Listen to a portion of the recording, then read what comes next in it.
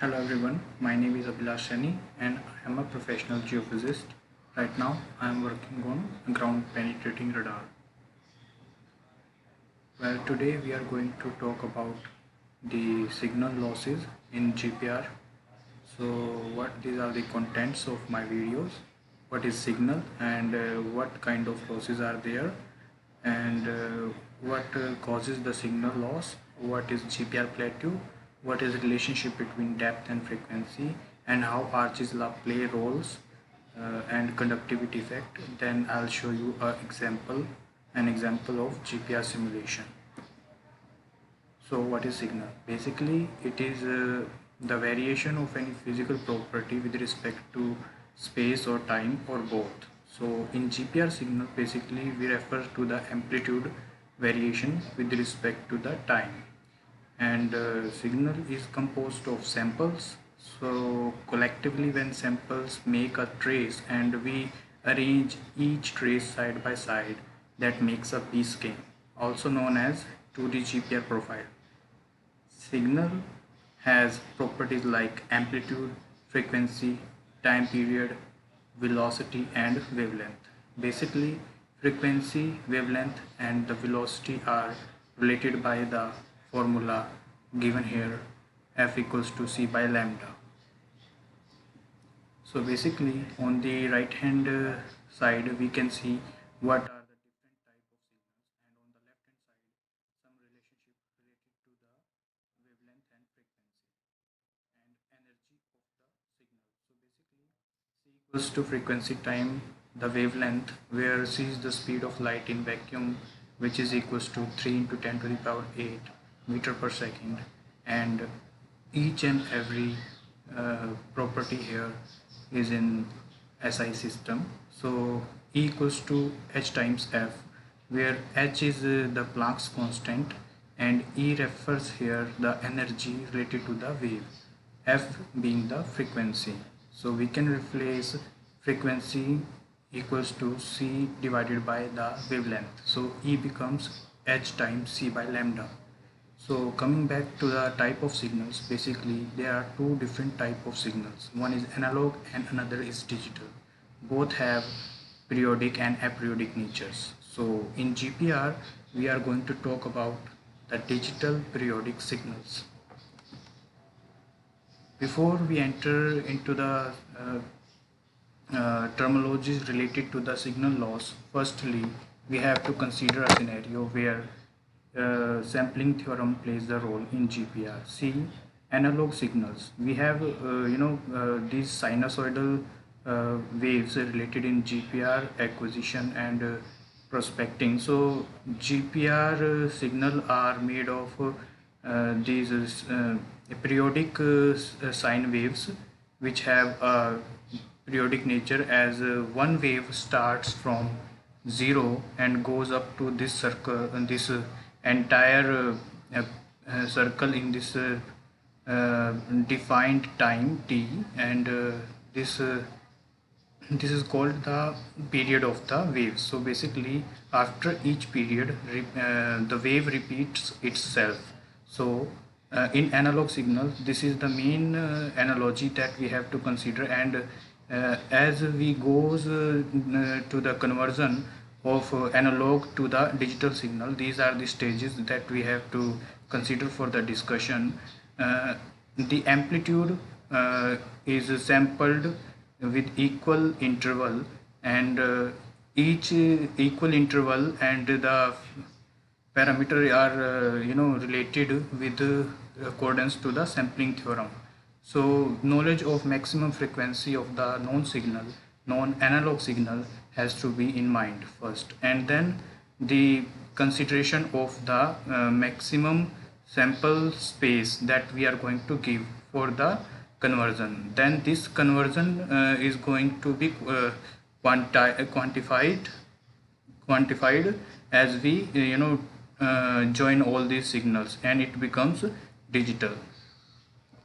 So what are the units of amplitude? So basically if we are going to talk about the loss of the amplitude to us, firstly we have to know about what are the unit of the amplitude, so that we can the loss of amplitude. So basically, decibel is the unit to measuring the amplitude. Here in this equation, you can see on the left hand side, D represents here the decibel. If D equals to 1 means 1 decibel. So here the parameters are A and A naught. Basically, it's the ratio when where A naught represents the initial amplitude when the wave start to travel from the transmitter, and A represent any arbitrary amplitude at some distance r from the transmitter. When we take the log 10 of this ratio and multiply by 20, that becomes the you see that represents the amplitude at that distance.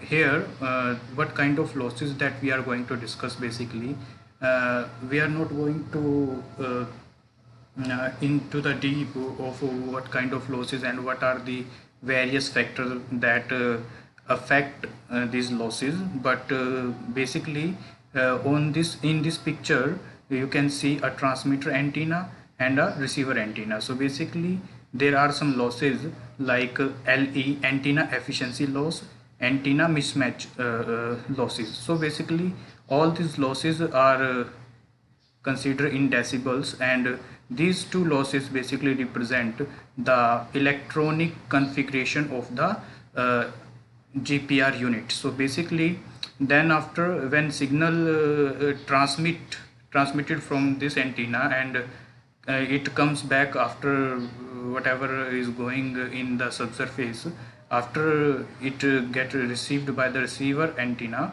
then these two paths, when there is a coupling between the antenna and the ground, so basically there are two transition zones.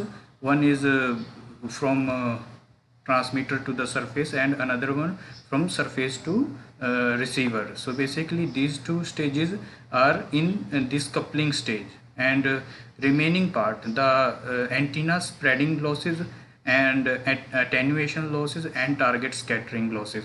These three kind of losses occurs when wave travels in the material in subsurface. So basically these 7 kind of losses that we have to consider, then we add up all those and get the total loss in the signal. So we assume an example where the central frequency is kept at 100 megahertz and interface of two subsurface layers around is 1 meter depth. So basically this is material 1 and this is material 2, and this depth is 1 meter. And as we talk about the dielectric constant of first layer and tangent of loss of first layer, it is nearly around 9 and 0.1, and same goes for the second layer as it is for dielectric constant is 16 and tangent of loss is 0.5. Basically tangent of loss we will discuss in our upcoming videos, but right here basically it's just a term that represent the how much loss is there, and this gives the modules of impedance. So basically we are going to talk about the resistances of these different materials, which is approximately 125 ohm for the first medium and around 89 ohm for second medium for the central frequency of 100 megahertz. So talking about the first type of attenuation, the antenna efficiency. Basically you see when an operator work with GPR, if battery goes down, then the signal that we are recording is coming some sort of blurry, and that is all just because of that antenna efficiency is a measure of power available for radiation as a portion of power applied to antenna terminals. So basically if there is no enough energy to transmit the frequency, then there will be no energy getting back to the receiver end of the antenna. So basically it is typical around 4 decibel for loaded antenna and for 2 decibel for unloaded antenna. But in case when there is a unit and both are unloaded, then this goes up to like minus 4 decibel for a pair of loaded dipole antennas, as they both contribute for minus 2 decibel part of individually. So next is antenna mismatch loss. When antennas are not in a perfect match, then they also lose some of the signal that is being in the processor. So it is around minus 1 decibel. It is very minor dissipation of the signal, but it has to be considered when we are calculating the total. Another one is transmission coupling loss. So basically, as I have already mentioned before, when the antenna is the transmitting antenna is basically not coupled good enough with the ground, then some of the signal is going to be lost. So basically it is given by this formula here. It is the log 10 of characteristic impedance of air, which is almost equal to 377 ohm. It is kept as constant for EM waves, and the impedance of material, that is ZA, and it is where the Zm, basically the characteristics of impedance material, is totally dependent upon these sort of quantities, which is magnetic susceptibilities of free air and material, and electrical permittivity of free air and the material, and the tangent of loss in the material. So basically these function Zm basically has to be calculated first, and then put it here, and this constant value for Zm also put here. Then we can get the LT1, that is the transmission coupling loss due to transmitting antenna. So it is around minus 2.5 decibel, and same goes for the retransmission coupling loss. So basically RT2 has the same formula as it is the reflection image, totally a mirror image what is happening in the transmission stage, that's exactly happening in the receiving end. So it is also equals to minus 2.5 decibel. And here comes the spreading loss. So basically it is the ratio of received power to the transmitted power, and here the formula is given, which is basically given by inverse and fourth power of the distance in the material. So GR represent the gain of transmitting antenna loaded dipole, for it is kept as 15, and AR receiving aperture loaded antenna, which is equals to 4 into 10 to the power minus 2 meter square. It is basically the area that has the aperture area that has been received by aperture area of a receiving end, and range of the target is around 1 meter, and the radar cross section is basically another area, sigma equals to 1 meter square. Here LS becomes minus 21 decibel, which is a kind of a huge number. Okay, so basically main thing happens here. Okay, so main kind of loss is the spreading loss. Until now it is the major one. Another one example that we can say, that different kind of signatures that we see in the subsurface has to deal with a different sort of power. Okay, so for example, point reflector, a small void, as you can see here in this picture, has to go with the target depth to the minus 4. So in this formula, as you can see, r square to the square. So basically this formula is for the void, and it has to be replaced for pipeline. If it is pipeline, then it is goes for minus 3, and if it is a smooth interface, then target depth to the power minus 2. So basically here you can see the pipe example, and here is the planar interface. So basically if it is a planar, then it has to be decreased. So basically as the size of the we can see that as the size of the interface is increasing, the power is basically decreasing in this formula, this particular formula, which is in the inverse inverse relation with the spreading loss. So here is the target scattering. So basically what happens when we talk about the scattering, if the size of the target is too small as compared to the wavelength of the signal, then basically scattering occurs. So it totally goes up like 20 times of log of this factor. So here Z1 is the impedance of first layer and Z2 for the second layer, and sigma is basically target radar cross section. And as we calculate this formula, it comes around minus 1.6 decibel for this example. And for different scatterer, we have different radar cross sectional areas. For example, sphere has pi r square, and as the list goes on. And here you can see the symbols of various parameter involved in these formulas. So here is the material attenuation loss. So this is also an important factor to be considered first. So basically this is due to the material properties. And here you can see that properties are mainly mu naught, mu r, epsilon naught, epsilon r, which basically represent the relative permittivity of material and absolute permittivity of free space. Okay, and hence relative magnetic susceptibility of material, and for absolute magnetic susceptibility of free space. And f is in hertz. So basically f represents here the frequency, and hence tangent delta is the tangent of loss.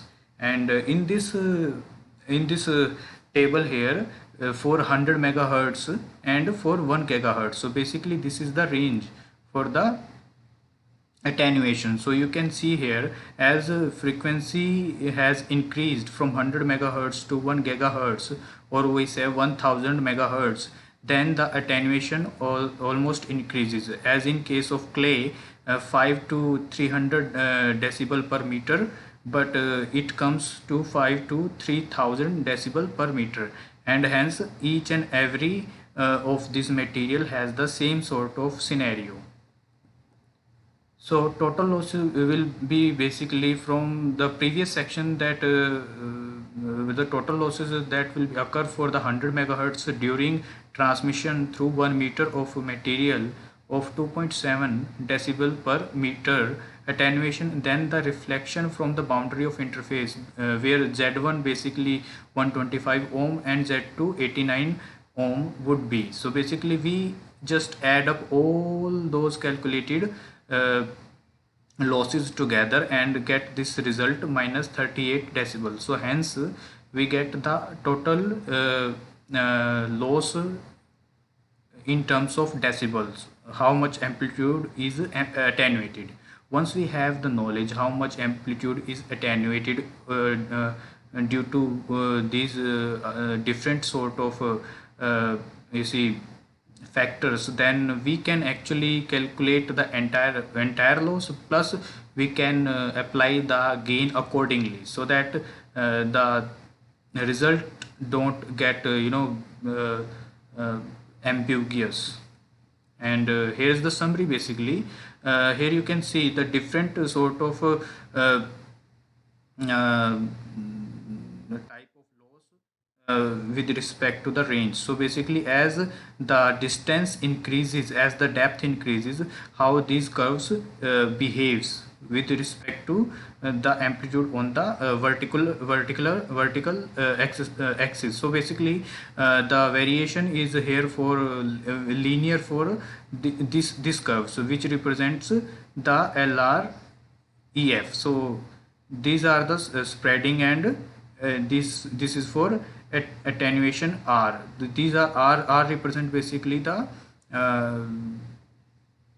range here. Okay, so coming to the next slide, here you can see the GPR plateau. So what it represents, see on the vertical axis it is attenuation decibel per meter, and attenuation is basically denoted by this factor alpha, which is called the attenuation factor, and its dependence on the velocity, phase velocity, and obviously on the frequency. So basically, as you can see, there are three different material. One is dry sand, moist sand, and wet clay.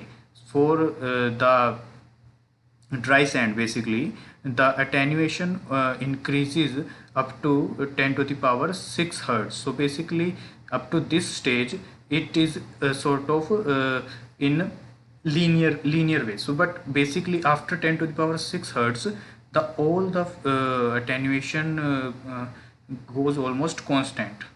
So hence GPR plateau for dry sand is very large, but as we consider the moist sand case, the GPR plateau is between 10 to the power minus 10 to the power 6 to almost 10 to the power 8. Okay, so this is the GPR plateau where the attenuation is almost constant, and then it increases rapidly. And as we consider the case of wet clay, it is very anomalous here. It increases very slowly, and then in the range between 10 to the power 7 hertz to 10 to the power 8 hertz almost, the GPR plateau remains constant. The GPR plateau has this attenuation factor almost constant, but then after it increases rapidly. But on the scale, the attenuation basically is always greater for wet clay, and then comes the moist sand, and then comes the dry sand.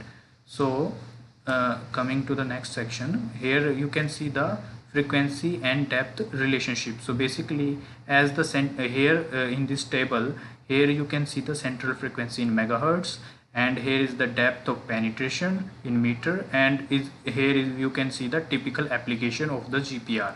So basically, if we increase the frequency, then we can see the decrease in depth of penetration. So it totally goes up to with the relation, as the frequency increases, the attenuation also increases. So in this picture you can see, as the wave travel in the material, the high frequency content of the material of the frequency get attenuated, but only frequencies that has the low number, basically having a large wavelength, are able to see deep, but they have very poor resolution. As in this case you can see, in this high frequency spectra, this is target having this sort of dimension can be seen, but it is going to be missed in this case where the frequency is very low and the wavelength is high. Coming to the Archie's law, basically Archie's law is related with the porosity and some sort of constants. Here M, A, N, these are the constants which are predefined for each material, and here is the pore space fraction water filled. Okay, so S represents the pore space fraction water filled. So sigma represent here, sigma W represent the pore water conductivity, and soil grain surface conductivity is represented by sigma C. So basically the conductivity of the material can be calculated according to the porosity and the amount of water filled in the pore space. So basically the conductivity is millisiemens per meter increases according to this curve as the volumetric water content fraction. So basically if the conductivity increases, then so does the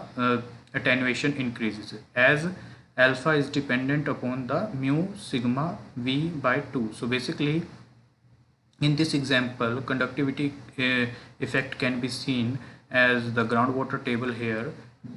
This blue sort of feature here is represented as water table. So basically in this case, the signal here, as the signal penetrates, you can see a very contrast sort of features here. So basically high pitch and low pitch of the amplitudes can be seen here, but after the water table the signal is very dim. So basically it is a signature that there is a groundwater table. So because of the presence of the water in the pores of any aquifer, the conductivity increases as there is water. So basically the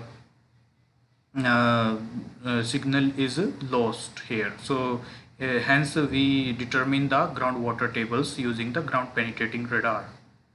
So here is a GPR simulation. Basically I have run this experiment on GPR Max, in which there are basically here you can see A, B, C, D, basically 4 pictures here. So in these pictures you can see these are the B scans, are the results of simulation using GPR Max toolkit to illustrate the effect of electric conductivity. Basically I have kept all the other parameters constant.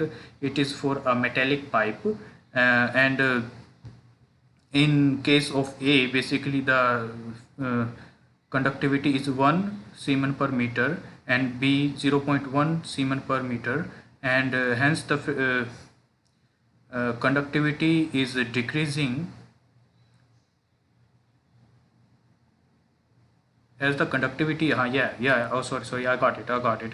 As the conductivity is decreasing, you can see the hyperbola is increasing in amplitude. So you can see a good image of hyperbola as the conductivity has kept down step by step. So these are the basic rules to apply the GPR gain.